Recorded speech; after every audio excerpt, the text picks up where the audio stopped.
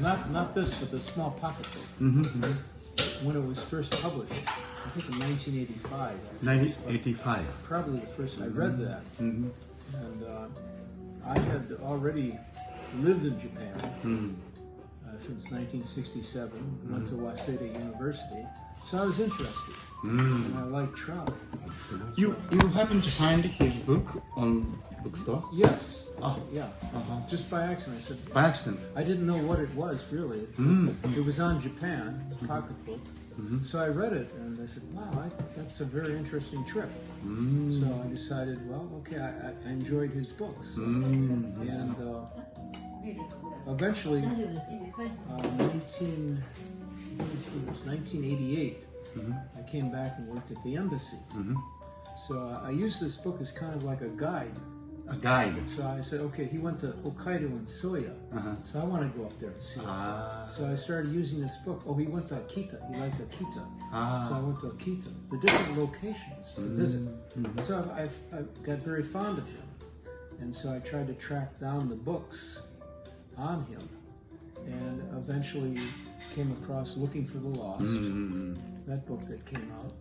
And eventually followed that. And then I looked on researched him and found different articles on him, and that's how I became interested in that way.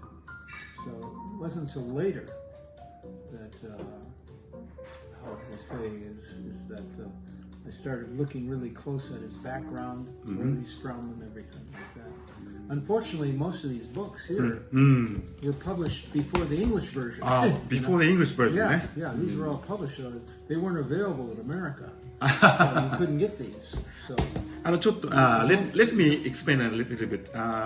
First chapter is this. Tsugaru, yeah. And the second chapter is this. Yes. And the last chapter is Shirakawa-go, yeah. And he traveled Tsugaru and Kagoshima. Yes. And now he is trekking. Yes, that one. This Alan Booth. We planned the trips, the trip in the Tsugaru, the exact same dates. Oh, same date. Yes. And we tried to stay in exactly the same locations if possible. In fact, in Aoni Onsen, I stayed in the same room Booth stayed. Same room. So, and the same date and the same room. You know, and his description of the ceiling and what everything fit. Oh, so how did you find the same room? It's mentioned in the book. Okay, I see. And so we're able to do that. So I try and match up as close as possible. The exact date he was here at that date. And some of the places are no longer operating, but some are. And then we stayed at the same places. I see. Yeah. That's and great. We tried to go to the same locations that he did on the same date. We tried to compare what is still there. Nice. Or what is lost. What is lost? Yeah. So Booth was saying there, he's trying to determine what is lost. What is lost? And so we followed him 30 years later and said, well, the one in Kyushu, Saigo Takumori, it's very interesting because one of the places was the Love Hotel. And we found the Love Hotel, but it was abandoned. So we went through it all like that. Yeah. And we did find a couple locations. In fact, there's a ryokan that's still operating there. Remember the one we went to? He had like we went in and sat down and had coffee. He's kind of like all the records of the Beatles yet. You know?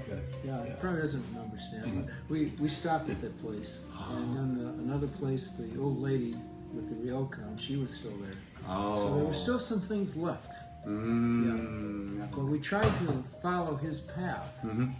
And we went to one where we drove up into the mountains. We had a little car. We were trying to find the same path, but then we drove up there, and the lumberjacks, or the people cutting the wood down, they looked at us like, what in the world? It was like 8 in the morning. What in the world are these gaijins doing up in this mountain? And we found out the road had been washed out, so we couldn't follow his path. We tried to follow as closely as possible the dates. This trip to Shirakawa-go, he did in October. So, yeah. So we're off. Not this time. Yeah, not this time. Yes? Still much snow? Yuki? Yuki. Oh. So we may not be able to get the small roads. But he took these, in this trip, when he went to Gifu, this one, he did not take main roads. No. He went off on these little roads, and then he would meet people, and he would stay at places. And if he didn't find still there too. Wow, that's great. Soba shop. We're going to have soba there. We're still there. Yeah, it still exists. That's So, great. That's great. stay there, so. Yeah, he took off on these side roads for, Ryokan that we're staying at. They're still operating. They're boosted. That's great. Yeah, we're still there. And Booth loved Gujo Hachiman. yeah, he didn't know about it. He just fell into it and said it was kind of unplanned. He said, "This is beautiful." He enjoyed it very much. Yeah. So I didn't know about it either. When I read about it and checked it out, I was like, "Wow, this is pretty You didn't know much about Gujo Hachiman? No, I didn't. I see. I learned from Booth first, and I looked. Oh, wow, this is really nice. So we're gonna go there. So is this time you first go to Gujo Hachiman? Yes. I I went to Shirakawa-go. That's very famous. A few times. But I never heard of Kujuhachi Gujo Hachiman. or Mino, Mino. Minawashi. Yeah, I never heard of those. We go those places, and then up to we're not going to spend a lot of time in Shirakawa-go. Then we're going to go up to Ainokura, very end until we have that. Please taste the Hyakushun sake. We will. It's great. We definitely will. We'll try that. Buy a couple bottles and take home with us too. I think definitely. Yeah, because Booth spent a lot of time there. Drinking, I think. So, Thank you very much. And what is it that makes you take travel same as Alan did? What is that makes you? Well, it's because I've been in Japan. If Alan was alive, we'd be about the same age. Oh, okay. Same age? Yeah. He came in 1970, I came in 67. So we're kind of like overlapping, Overlapping. So we're kind of, like, in fact, when he was at Waseda, I was at Waseda. So I didn't know him. So it's kind of guzen. By chance. Coincidental, So kind of like, we both grew through, lived in the same period of time. I see. And so I kind of look at, well, what did he travel to and why, So I read the book and said, well, let's go on a trip and find out what was he looking at. I see. Why did he think this was so great? I see. In Tsugaru you can find that yet. It hasn't changed that much. Tsugaru, Some of the things are nice. Not changed. Yeah. Miyazaki, Kagoshima has kind of changed. But in Tsugaru we could see that. I see. So that's one of the reasons we're looking to go and say, okay, what's left? What's left? What's left of Japan that Booth looked at?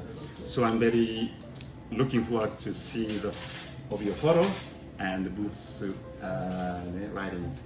Yeah, the first one I did on Tsugaru was 173 pages. So with the photos, all the photos. The people we met. Do you have a plan to publish it? I'm going to put it on the blog. A blog? That's great. I have a good friend, a British friend actually, in Ibaraki Ken. He's a Booth fan. You should look at on Facebook. There's a Booth appreciation page. Okay. Yeah, and Tom Giggs is his name, and he's British, and he loves Booth too. That's great. So, and he does. He travels by bike throughout Japan. And he's working on publishing a book on his bike travels. So he's British too. I see. So